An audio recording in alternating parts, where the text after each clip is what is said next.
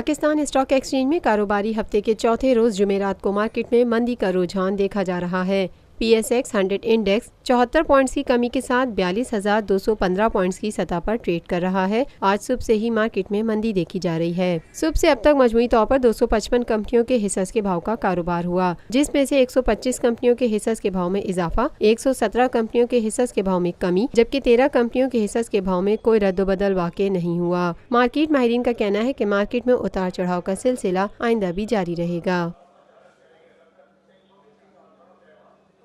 Lotus Lake Towers, a groundbreaking endeavor by Lotus Properties.